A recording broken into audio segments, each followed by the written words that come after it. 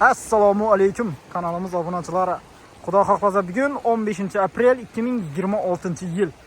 Bugun ham xudo xolasa Amudaryo bo'yina keldik. Yine qaranglar suv. Shu turishimda yana tum ko'pdan ko'rinib turibdi suv, lekin aslida suv kam. Yine nichali tushib ketgan.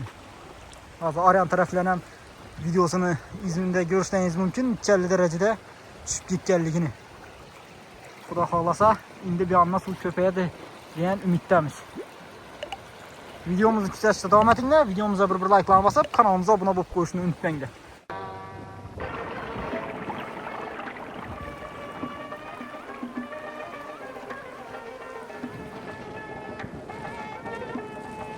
Hayda yürüsem sağın trener, hayda yürüsem sağın trener. Ana yurtum kamanları, ana yurtum kamanları. Hayalımda seher seher eser ceyhun şemalları. Hayalımda seher seher eser ceyhun şemalları. Atır gültürüp çöllerden, gülü reyhan çemenlerden. Atır gültürüp çöllerden, gülü reyhan çemenlerden. Bizning bu güzel yerlerden eser ceyhun şemalları. Bizning bu güzel yerlerden eser ceyhun şemalları.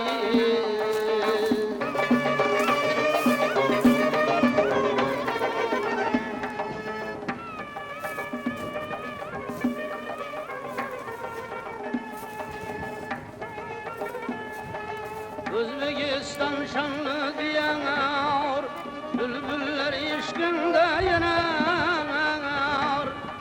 Özbekistan şanlı diyanar, bülbüller işkinde yanar. Ama beslinden avbahar eser ceyhun şemalları. Ama beslinden avbahar eser ceyhun şemalları.